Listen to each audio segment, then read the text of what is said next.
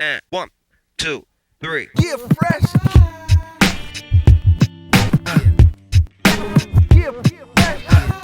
Bienvenidos a un nuevo episodio del podcast de Cancha NBA. Una semana más y traemos a un invitado muy especial que ahora os presentaré. Él es Fran de Alba, actualmente trabaja en la NBA Academy en África y es el encargado del departamento médico. ¿Qué tal estás, Fran? Hola Marcos, ¿qué tal? Bueno, es un placer estar contigo aquí en el podcast y nada, deseando hablar contigo en este episodio. La verdad que es un tema muy interesante. Ya llevo un tiempo hablando con Fran por medio de un amigo que tenemos en común. Y bueno, como ahora él os contará, a pesar de no tener una dilatadísima de a lo mejor 20, 30 años trabajando carrera, la verdad que no lo has aprovechado nada mal. Y bueno, Fran, con esto ya aprovecho para que nos cuentes un poquito la introducción de cómo empezaste y luego ya, pues bueno, a partir de ahí ya vamos construyendo hasta llegar a la NBA Academy. Muy bien, muchas gracias. Bueno, yo soy un fisioterapeuta especializado en la rama deportiva de la profesión. Y bueno, desde que comencé la carrera, incluso desde antes, siempre he querido enfocar mi carrera al alto rendimiento y a la élite deportiva. Siempre me gustó mucho el deporte y ahí es donde quería terminar trabajando. Eh, entonces, desde que terminé el máster de fisioterapia deportiva, se me abrió la puerta de trabajar en el alto rendimiento, como digo, desde muy jovencito. Entonces, a pesar de tener solo, entre comillas, solamente 30 años, pero ya llevo unos cuantos años trabajando en la élite y bueno, he tenido la suerte de mantenerme, de ir cambiando de deportes y de conocer a muchísima gente de muy alta calidad, profesional y personal, y eso me ha llevado a donde estoy ahora mismo aquí en la NBA Academy. ¿Y cómo empieza todo esto? Porque bueno, por lo que he estado hablando contigo, tú has pasado por voleibol, hockey, has estado en China con el comité olímpico, ahora baloncesto. ¿Cómo empieza todo esto? Cuéntanos un poco cómo surge cuando, bueno, acabas la carrera, acabas el máster, cómo empieza y cómo llega todo esto a llevarte hasta hoy en día que estás ahí trabajando para la NBA. Sí, sí, por supuesto. Así como resumen, cuando terminé el máster de fisioterapia deportiva, al director del máster le llegó una oferta de un club de élite de voleibol, uno de los clubes, digamos, estandarte del voleibol español, que es el Club Voleibol Teruel, de que necesitaban un fisio y la verdad es que tuve la suerte de que me recomendara a mí para la posición. Yo en ese momento estaba trabajando en una clínica, solamente llevaba un año desde que terminé la carrera y decidí dar el paso directamente a este club de élite. Fueron 2 temporadas y media de muchísimo, en las que crecí a pasos agigantados porque al final es un club del que se espera mucho, del que siempre se espera que ganen todos los títulos posibles. Entonces llegué allí con 23, 24 años y ya se esperaba muchísimo de todo, ¿sabes? Entonces, claro, cada temporada que pasé allí para mí fueron como 5 años de experiencia profesional. Y bueno, a las 2 temporadas y media, antes de terminar la tercera, tuve la suerte de que me llegara una oferta por medio de uno de mis mentores de fisioterapia, que actualmente trabaja en el Fútbol Club Barcelona, eh, de una oferta en un equipo olímpico de China, de ciclismo en pista. Esta oferta me llegó en diciembre, dije que sí, obviamente, y en enero ya estaba allí trabajando con ellos en China, en Pekín. Y bueno, fueron 4 o 5 meses trabajando con ellos entre China y Hong Kong, diferentes localizaciones. Y la cosa fue también que en vez de terminar el contrato directamente de un año con ellos, lo que pasó es que me llamaron directamente del Comité Olímpico Chino para trabajar en el Centro de Alto Rendimiento de Pekín, que tienen ellos instalado en Pekín. Me querían trabajando no solamente con un equipo, sino trabajando con atletas que seleccionaran de todos los equipos en general olímpicos que tuvieran alrededor de China. Y esto me dio la opción de trabajar en multitud de deportes, porque claro, me llevan atletas de remo, atletas de halterofilia, atletas de ciclismo, de voleibol, de todo. Y a los 3 meses teniendo este trabajo, el presidente bueno, uno de los presidentes de esta organización decidió hacer un programa que se llamaba Team China, este Team China lo que hacía era reclutar fisios y preparadores físicos de todo el mundo para llevarlos a China y que proporcionaran conocimiento y servicios a los atletas chinos en los diferentes deportes. Y como estaban contentos conmigo, con mi rendimiento con los diferentes atletas allí en Pekín, decidieron que querían que fuera yo, a pesar de mi juventud en ese momento y de lo poco que sabía en general, el encargado de esta área, de la rehabilitación del Team China. Entonces, de la nada, de pronto, de un mes para otro, me vi, digamos, liderando un proyecto de unos 110, 120 fisioterapeutas de todo el mundo. Y claro, como imaginarás, este cambio fue radical para mí, pero me lo tomé de forma tranquila y sabiendo que cometí muchos fallos, al final crecí muchísimo en este año que duró este proyecto. El proyecto se acabó abruptamente, por desgracia, y es porque el gobierno chino decidió pararlo por diferentes razones. Y de ahí pasé al hockey sobre hielo en Rusia. Me llegó una oferta del hockey sobre hielo en Rusia. Aunque en España no conozcamos mucho este deporte, para los rusos es como el fútbol aquí, es lo más grande que hay. Entonces tú vas por las ciudades y lo que ves en los pósters grandes de las ciudades son los jugadores de hockey, ¿verdad? Y bueno, este club se llamaba Kunlun. Estamos basados en Moscú y bueno, fue una experiencia espectacular porque el formato de la competición es muy parecido al de la NBA.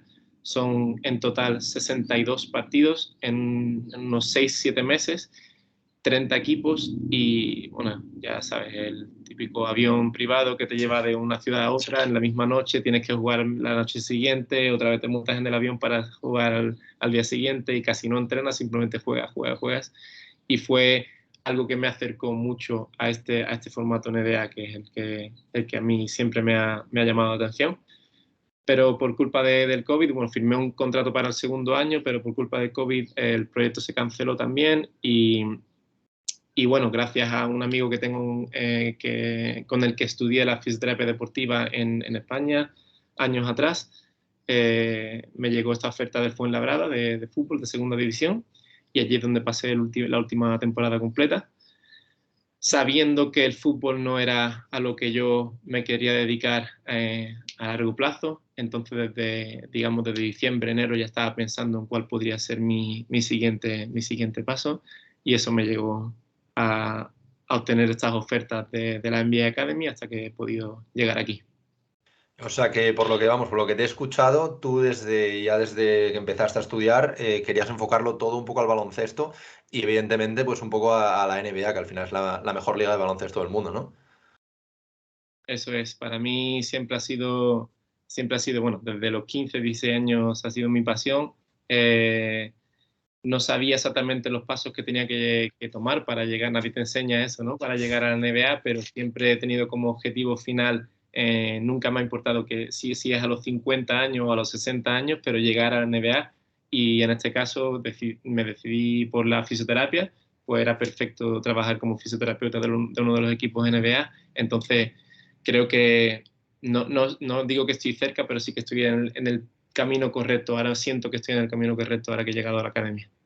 Sí, bueno, hombre, al final ahora vamos a hablar sobre el proyecto de la NBA Academy, pero al final el proyecto de la NBA Academy es algo promovido por la NBA, por el mismo Adam Silver, y al final, pues bueno, ya perteneces a la organización. A lo mejor, pues sí que te gustaría dentro de unos años poder pertenecer a un equipo, que eso ya sería otra cosa, pero bueno, yo creo que estás completamente metido dentro de este camino. Y una cosa que ahora acabas de decir que esto te surgió sobre los 15 años más o menos. ¿Qué pasó? Porque me habías contado que hiciste allí, creo, una scholarship, creo que en Portland. Cuéntanos un poquito cómo fue todo esto, que también me interesa bastante este tema y cómo pasaste este año o este tiempo que estuviste allí. Sí, sí, este fue la clave para mí. Con 15 años y medio recibí una beca del gobierno de España para estudiar unos cuantos meses allí en Estados Unidos. Estuve un total de 2, 3 meses en Oregón, en los que tenía que ir al instituto con mi hermano de la familia de acogida a la que llegué. Mi hermano tenía la misma edad que yo y bueno, tiene la misma edad que yo y me metió en el mundo del deporte estadounidense en general. Veíamos todos los partidos de todos los deportes, pero a él lo que le apasionaba era la NBA y en especial los Portland Trail Blazers y en especial Brandon Roy, que en ese momento era como era la estrella de ese momento. Y bueno, al principio no me gustaba mucho porque ya sabes, al principio cuando vienes de fútbol, de tanto fútbol aquí en España, pues tantas paradas, ¿no? Durante el partido, esto y lo otro, pues al final como que no te impresiona, pero a los 3, 4 partidos ya estás completamente metido, hasta al nivel de que cuando llegué de vuelta a España a los 3 meses, lo único que hacía era pensar en la NBA. En ese momento no era muy importante, bueno, era importante, pero no era tan conocida como ahora la NBA, y recuerdo que mi padre que compraba la prensa pero de papel, los periódicos, Sí. en ese momento, no había prensa de internet, y solamente había a lo mejor una página, dependiendo del día, una página sobre la NBA, y era solamente estadística, eran los números de cada jugador en ese partido en especial, y recuerdo todos los días, todas las mañanas viendo esos números, aprendiéndome los nombres de los jugadores. Entonces ya tenía la NBA en mi cabeza y quería, y sabía que mi camino me tenía que llevar allí de alguna forma. Y bueno, después de todos estos años, que creo que fueron como 7 años, ¿no? Más o menos de experiencia hasta llegar a la NBA, bueno, a donde estás ahora mismo. ¿Cómo surge después de todo esto la oportunidad de trabajar para la NBA Academy? Supongo que te haría una ilusión tremenda por lo que me cuentas. ¿Y cómo fue este proceso? Porque tengo entendido que son procesos bastante complicados, que se dilatan en el tiempo y que al final, pues bueno, como es normal, la NBA quiere a los mejores profesionales trabajando para la liga. Eso es. Pues bueno, esta oportunidad me llegó en diciembre, bueno, no la oportunidad, pero el conocimiento de que se abría una plaza en la NBA Academy me llegó en diciembre del año pasado, mientras estaba trabajando con el Fuenlabrada, y esto fue gracias a uno de los staff con los que trabajaba en China, una de las personas que estaban a mi cargo en ese momento, que había trabajado en la Academy, pero de China, después de que el proyecto Team China acabara. Entonces, esta persona sabía que se abría una oportunidad probablemente en la Academy de África, y que si quería aplicar, que era el momento, porque esta persona sabía de mi pasión por la NBA. Entonces, bueno, el proceso comenzó en enero, apliqué, mandé mi currículum y pasé la primera criba de currículums y empezamos las entrevistas. Y estas entrevistas duraron 3 meses. Al final tuve un total de 6 entrevistas con diferentes personalidades de la NBA Academy e incluso de la NBA. Recuerdo que la tercera fue con el director de rendimiento de la NBA, y claro, te tienes que preparar muchísimo cada entrevista porque te preguntan de todo, sobre todo de rendimiento en mi caso, pero también incluso recuerdo una entrevista con el personal de Academy África, en la que el director de toda esta Academia África me preguntó preguntas de cultura africana para saber mi entendimiento sobre África en general. Y bueno, tengo suerte de que mi hobby principal, aparte del baloncesto, es la historia. Entonces tiré un poquito por ahí porque sí que sabía un poquito de historia africana. Y bueno, parece que les gustó y fui pasando entrevistas hasta que a la sexta fue otra vez con el director de rendimiento y me dijo que era yo el elegido. Así que imagínate la La felicidad alegría. en ese momento. Sí. Sin duda. Y bueno, para el que no lo conozca, porque al final el proyecto de NBA Academy es un proyecto relativamente joven, creo que lleva 4 o 5 años, me parece más o menos. ¿En qué consiste este proyecto de la NBA Academy? Que creo que, si no me equivoco, tiene unas 6 sedes, me parece que es a lo largo del mundo. ¿Qué pretende la NBA con esto? Y cómo es un poquito todo esto? Sí, muy bien. Pues la NBA Academy es un proyecto organizado y llevado a cabo por la NBA, un proyecto internacional que comenzó en 2017-2018 y que tiene sede en casi todos los continentes. Tiene una sede en México, otra en Senegal, que es en la que yo estoy, otra en la India, 2 en China y una en Australia. Y bueno, el objetivo principal de la Academy es consolidar una estructura de entrenamiento deportivo de alta calidad y de educación para los mejores prospectos de baloncesto de cada continente. Entonces, reúne a los mejores prospectos de cada continente, se les proporciona un enfoque holístico, no solamente de baloncesto, pero obviamente como con el baloncesto y con la NBA como joya de la corona, como objetivo final, pero un enfoque holístico en el que también se le da una educación de alta calidad, desarrollo psicológico, desarrollo en estilos de vida, educación financiera, y todo esto es para crear, es uno de los lemas de la Academy, para crear la mejor versión de uno mismo. Entonces, la NBA sabe que para llegar a la liga, bueno, que no todo el mundo puede llegar a la liga, es una liga muy, muy particular en eso, del más alto nivel del mundo.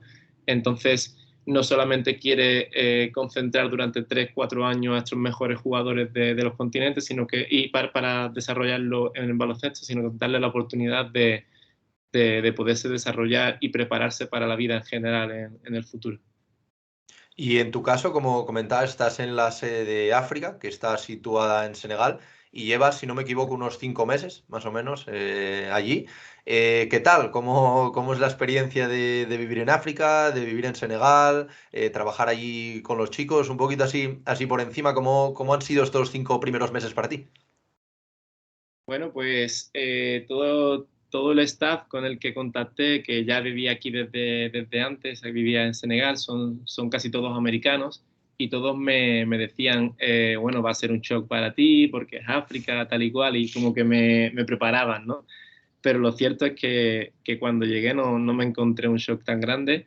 No sé si es por haber trabajado también en Rusia y en Pekín y en China, en diferentes partes de China, y que es cierto que no se parece a África, pero es un shock grande, es una diferencia muy grande con Europa y con España. Entonces puede ser por eso, o puede ser porque al haber ya trabajado en otras organizaciones o clubes de élite, lo que yo me encuentro aquí es básicamente el mismo organigrama, el mismo calendario que te encuentras en un club de élite. Entrenas, sigues entrenando, tienes la parte de fisioterapia, la parte de preparación física, y claro, al final estás en unas instalaciones preparadas para el deporte de élite y no te das cuenta realmente que hay un shock tan grande fuera de esas instalaciones. Así que ha sido muy fácil, una adaptación muy, muy sencilla para mí, e incluso estoy intentando aprender un poquito del idioma senegalés, que es el Wolof. El francés ya lo tenía más o menos la base aprendida, así que la mitad de los jugadores son de habla francesa y hablo con ellos en francés, la otra mitad son de habla inglesa. Así que nada, ha sido sencillo y ha sido genial. Y bueno, como comentábamos antes, Fran, tú estás ahí como encargado del departamento médico, pero aparte de ti, creo que sois un staff como unas 12 personas. ¿Cómo es este staff? ¿Qué profesionales hay? Bueno, nos decías antes que en su mayoría eran americanos, pero si nos puedes explicar un poquito cómo está distribuido todo este staff. Sí, por supuesto. Bueno, tenemos el departamento médico está formado por dos médicos africanos, uno que está en la clínica y uno que está conmigo todos los días en la sede, y un fisio africano también. Esos cuatro somos los miembros del departamento médico. Después está el director deportivo, que es una persona de alto reconocimiento mundial en el baloncesto universitario, sobre todo, y ha querido desarrollar esa estructura universitaria aquí en la Academy, y la verdad es que está teniendo mucho éxito. Y después tenemos en total 5 entrenadores, un entrenador principal y 4 de desarrollo, que también vienen de haber jugado profesionalmente. Uno ganó incluso la NCAA con el equipo de la UCLA, con Russell Westbrook y compañía. Entonces imagínate el nivel de profesionalismo que estos entrenadores traen aquí a la Academy. Y bueno, aparte de estos miembros del grupo de técnico, después tenemos un preparador físico americano con experiencia en la WNBA también, así que genial. Y después tenemos una psicóloga deportiva, tenemos un encargado de la academia en cuanto a la educación y 4 profesores más, y tenemos un analista de vídeo. Vamos a tener un científico deportivo dentro de unos meses, así que como puedes imaginarte es exactamente igual que lo que van a encontrarse en el siguiente nivel. Entonces es esa exposición para los jugadores ya a estos niveles tempranos a lo que se van a encontrar en el siguiente nivel, para que después no sea un shock tan grande, además de para desarrollarlo competitivamente mejor que en cualquier otro sitio. Y como comentabas, y dejando un segundo al lado el tema deportivo, también hay profesores porque evidentemente la NBA da una importancia crucial al tema de los estudios, porque al final estos jugadores se están preparando para que muchas universidades quizás los puedan fichar en el futuro para luego poder entrar en la NBA. ¿Cómo es este tema? ¿Cómo es los jugadores? Si me quieres comentar, pues a lo mejor un típico día a día del jugador combinando estudios con la práctica del deporte del baloncesto, que al final también es lo que lleva un poco a estos jugadores a desarrollarse. Pero ¿cómo sería un día a día? Sí, claro, pues un día a día básicamente es como el día a día de un student athlete de un college en Estados Unidos, de una universidad. Esa es la estructura que han querido traer y que están llevando a cabo. Entonces, hay preparación física o entrenamiento de tiro desde muy temprano, desde las 7, algunos días 6:45 de la mañana.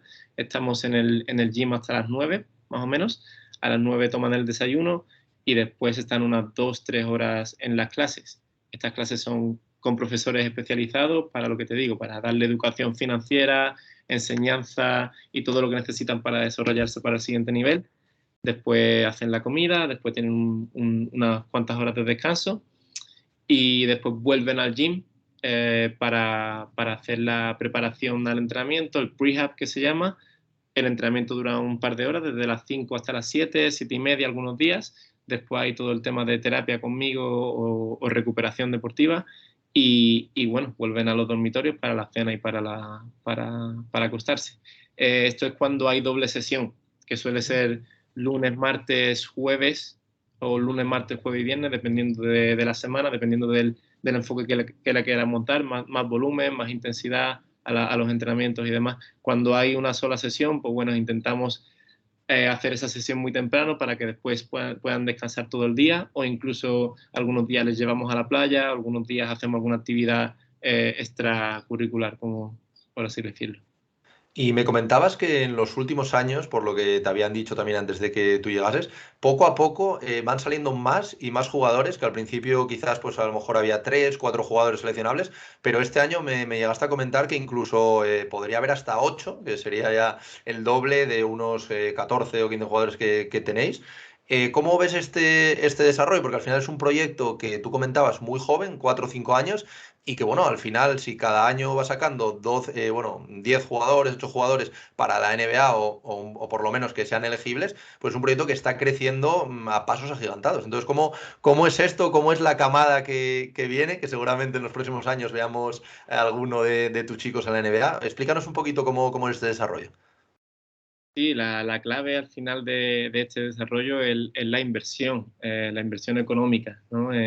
Como te digo, es un proyecto joven, entonces cuando empezó no tenía tanto reconocimiento como el que tiene ahora, cuando ya ha producido varios jugadores de alta gama, y sobre todo uno de ellos, que es Josh Giddey, Ujú. ha sido seleccionado este año en el draft por Oklahoma City, el número 6 del draft, muy alto en el draft, y él viene directamente de la NBA Academy Australia.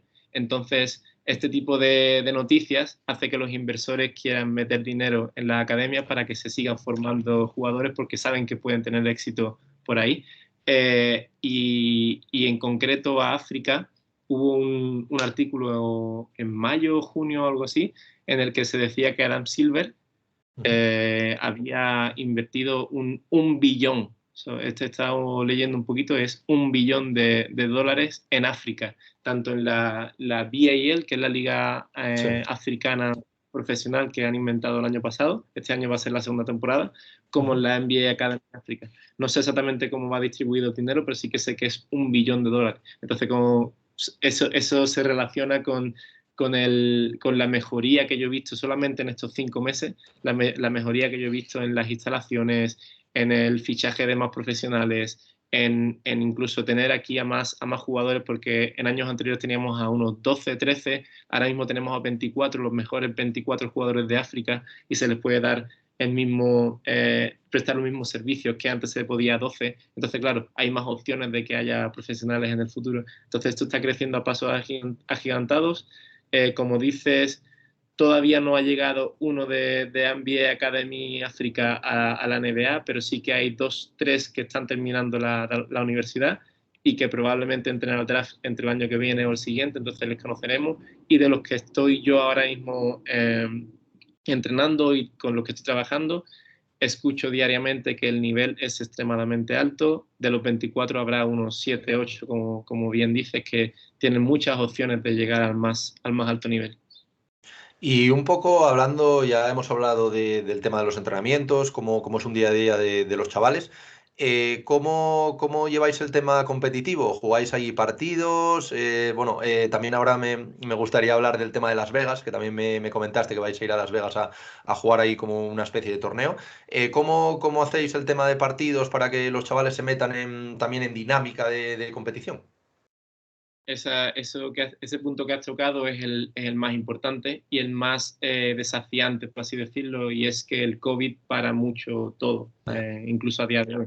Pero sí que es cierto que se está abriendo ya varios caminos para que se pueda jugar más partidos de los que se jugaba antes. Por ejemplo, la semana que viene tenemos el primer partido dentro de África, vamos a jugar contra un equipo profesional africano, de la Liga Africana, y a partir de ahí lo que se quiere es jugar cada semana. Entonces, para hacerlo lo más parecido posible a un equipo profesional.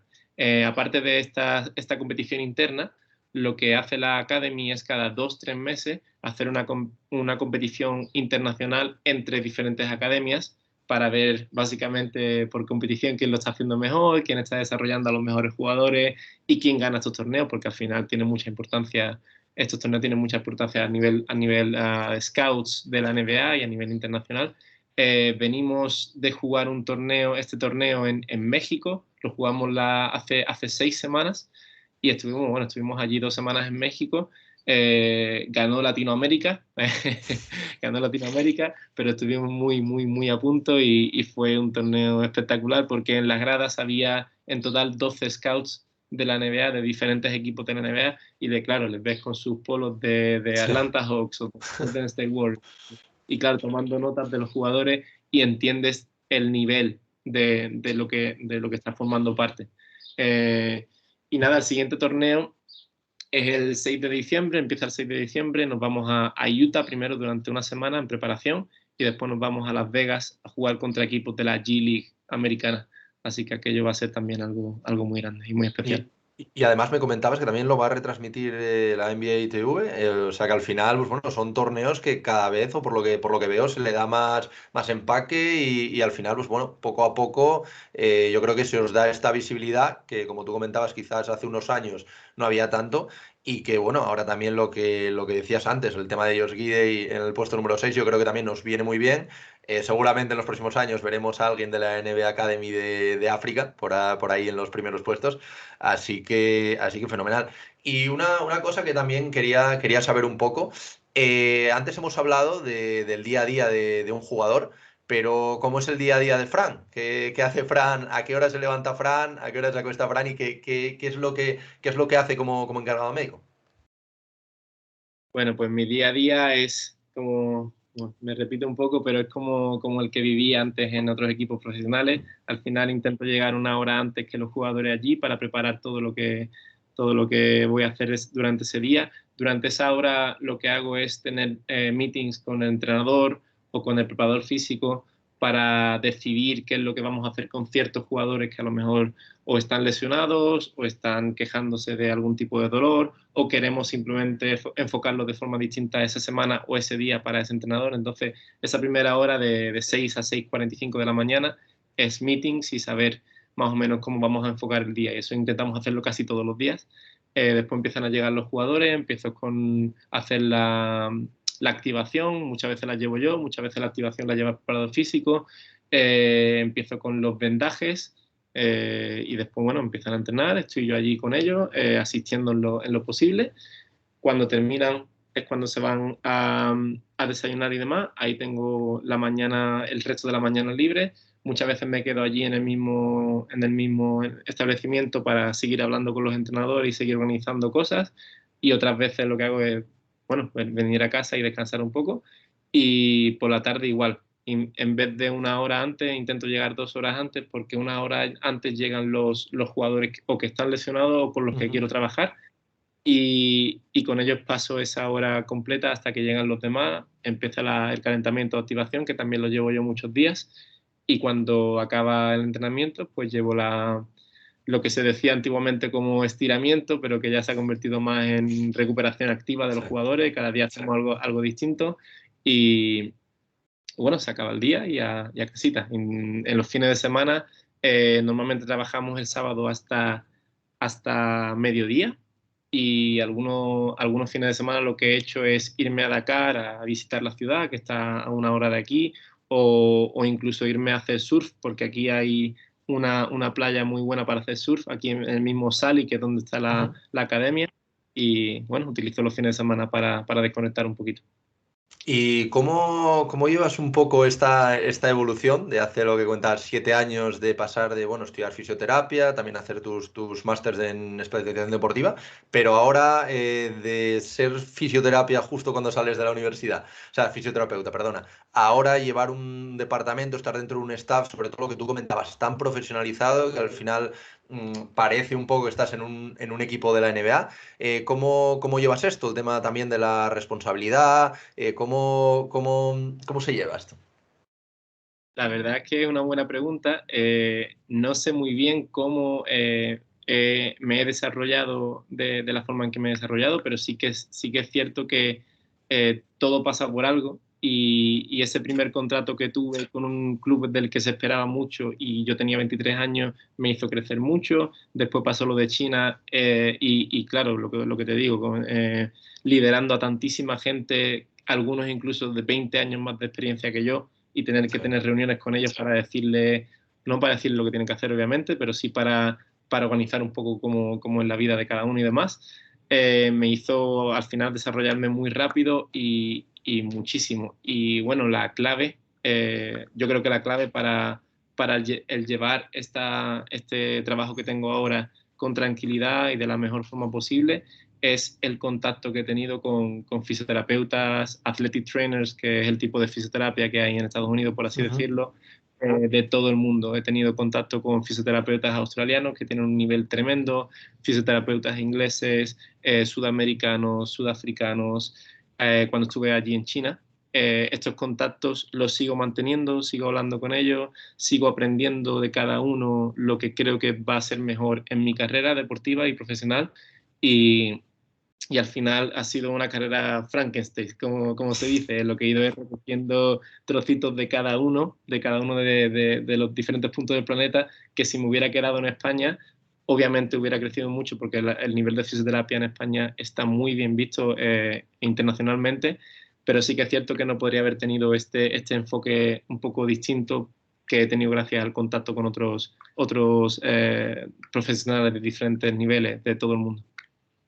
Es que lo que sí que he visto también, que bueno, ya he comentado contigo, por ejemplo, el tema de la entrevista con Lorena Torres, que sí que es verdad que en España hay muy buenos fisioterapeutas, hay buenísimos profesionales, de hecho, hay gente pues, en la NBA, en las grandes ligas por todo el mundo, pero sí que es verdad que, por ejemplo, veo que en Estados Unidos hay más temas de ciencias del deporte, se invierte sobre todo más, que al final es lo que tú comentabas con la NBA Academy, es muy importante que alguien invierta para poder pues, tener esos recursos. Entonces, ¿cómo ves tú este tema en España? ¿Crees que lo están desarrollando? Porque sí que por lo que he investigado veo que cada vez los equipos empiezan a invertir un poco más, pero bueno, en Estados Unidos llevan ya bastantes años con esto, nos sacan un poquito de ventaja y yo creo que al final el tema de ciencias del deporte es clave para los jugadores porque al final el físico y más en una liga, como comentabas tú, como la NBA, de 3, 4 partidos cada semana, es clave. Entonces, ¿cómo ves tú esta situación en España?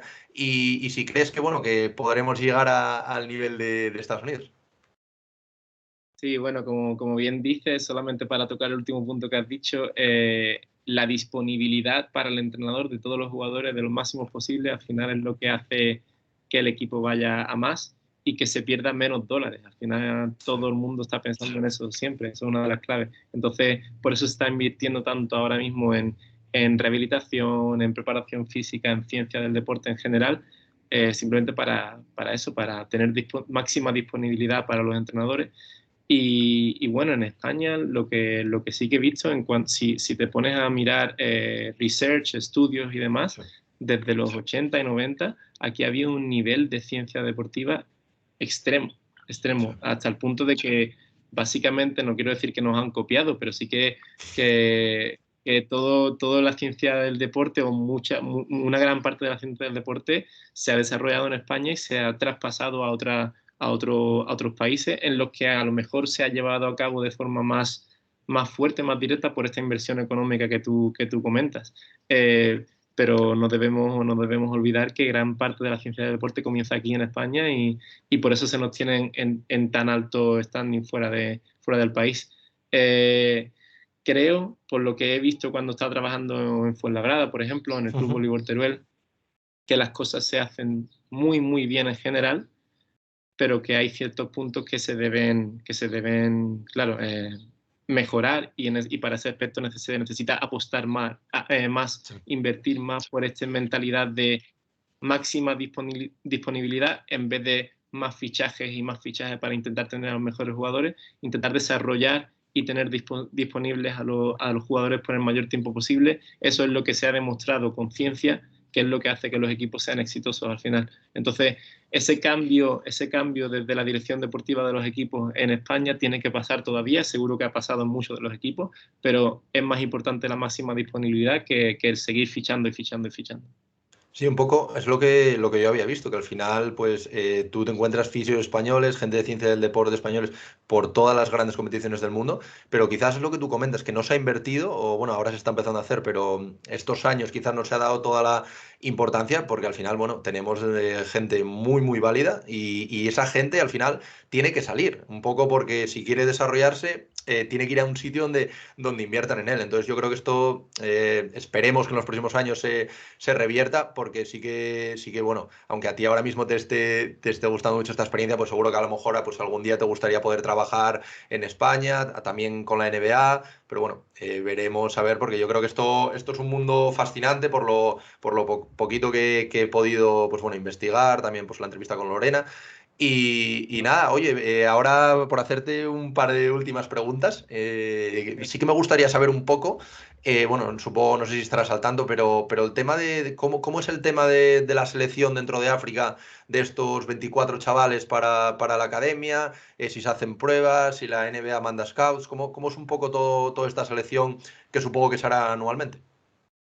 Sí, aún estoy aprendiendo sobre el tema porque es un tema bastante complicado de entender, sobre todo en un continente en el que hay 54 países con sus 54 federaciones distintas, cada una entendiendo el baloncesto de forma distinta, pero sí que es cierto que la NBA está intentando organizar una estructura unificada en la que haya mucho traspaso o transmisión, sí, compartir muchos informes sobre jugadores desde los 12 años, porque la NBA Academy no es el único proyecto internacional que tiene la NBA, también tiene un proyecto llamado Basketball Without Borders, que es básicamente como la Academy, pero en vez de un año entero o 2 años, 3 años, es un fin de semana en el que se cita a los mejores jugadores de cierto país y se ve qué tal está el nivel y se toma nota de los mejores.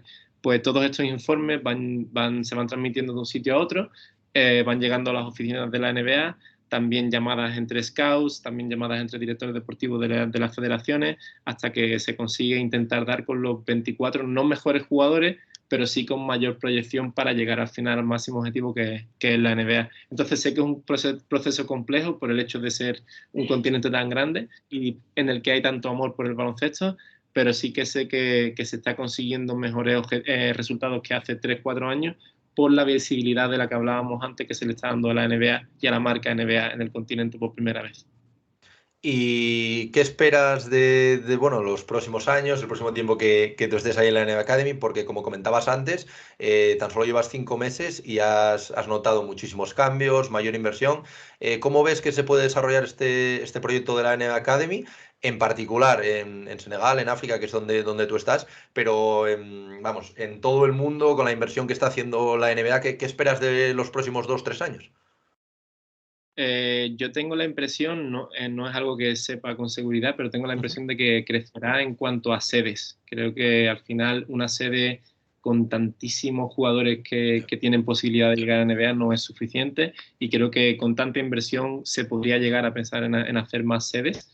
Entonces ese va a ser el primer paso adelante de la NBA Academy África, y después lo que espero es básicamente que empiecen a llegar los primeros jugadores a la NBA, que estemos hablando de ellos, que estemos viéndolos en la tele, y no solamente eso, al final estos jugadores no tienen las mismas necesidades que a lo mejor un jugador de Australia de llegar a la NBA. Al final, algunos de estos jugadores no solamente busca el poder, ¿no? y el sueño deportivo de la NBA, sino que busca también un trampolín hacia la estabilidad económica y hacia poder ayudar a su familia y a su pueblo en general o a su ciudad.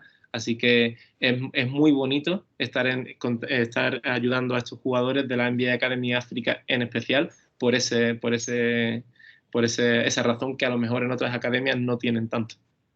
Sí, la verdad que iba justo a comentártelo ahora, que yo creo que al final, bueno, pues viendo un poco la localización de estas NBA Academy, yo creo que quizás la más crítica, por llamarlo de alguna manera, es la de África, porque al final es pues donde hay mayores desigualdades, donde quizás los jugadores ya no necesiten solo a nivel deportivo, sino a nivel familiar, a nivel estabilidad.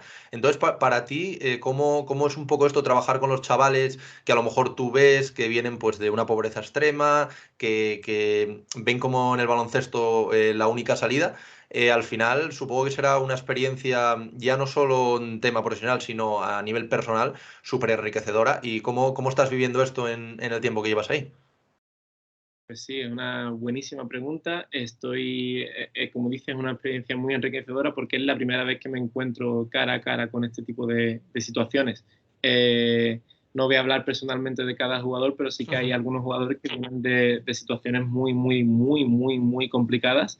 Entonces, ellos básicamente les tengo que educar en explicarme, por ejemplo, cuando tienen dolor o cuando no, cuando pasa algo, cuando no, porque para ellos es continuar, continuar, continuar. Les da igual si tienen dolor o si se sienten cansados, ellos solamente tienen un objetivo en la cabeza. Eso obviamente les va a ayudar en el futuro porque son absolutas máquinas del deporte, pero sí que es cierto que hay que educarles para cuando lleguen al siguiente nivel que sepan cómo se hacen las cosas. Y por eso estoy aprendiendo muchísimo. Una de las claves ha sido que la psicóloga deportiva que han fichado es senegalesa, pero estudió sus 4 años de carrera en Estados Unidos, entonces perfecto. Y cuando llegó me junté mucho a ella y me explicó muchísimo de las situaciones diferentes que los jugadores viven, y eso me ha ayudado también a enfocar a mí mi trabajo de forma distinta, porque no es lo mismo tratar a un jugador que está viniendo de esta situación que a otro jugador que viene de una situación completamente diferente. Entonces, estas situaciones, este complejo biopsicosocial es muy, muy importante para mí de entender, sobre todo en una situación como esta de África. Bueno, Fran, pues yo creo que vamos más o menos a ir acabando. Yo creo que hemos tocado todos los puntos que queríamos tocar. Has explicado todo el proyecto de la NBA Academy, que me parece algo fantástico que está haciendo la NBA, en tu caso, pues ahí en Senegal. Y nada, oye, solo quería volver a reiterarte las gracias por haberte pasado por aquí, que bueno, como comentas también estás bastante atareado todos los días. Y por supuesto, oye, desearte la mayor de las suertes. Me gustaría a lo mejor, pues dentro de un tiempo, quizás cuando acabe la temporada, volver a tener otra charla contigo y nos comentas cómo ha avanzado todo esto. Y nada más, que eso, muchísima suerte con el proyecto, con los torneos que vienen ahora, con todos los chavales que llegan. Y que nada, que yo desde el primer momento que contacté contigo, la verdad que me has dado todas las facilidades, que te lo agradezco un montón, y que espero que esta charla pues sirva también para otros jóvenes como tú que se apasionaron por la NBA, ya sean fisioterapeutas, médicos, de ciencias del deporte, para un poquito dar ese salto que al final yo estoy seguro que tú dirás a todo el mundo que merece la pena. Muchísimas gracias, Marco, por la oportunidad y por la invitación. Que sepa que es un placer hablar contigo y haber formado parte de este episodio del podcast. Nada, me lo he pasado muy bien y esperemos poder hablar pronto. Seguro, repetiremos seguro. Bueno, pues nada, Fran, un fuerte abrazo y muchas gracias por pasarte por Cancha NBA. And 1, 2, 3. Yeah, fresh.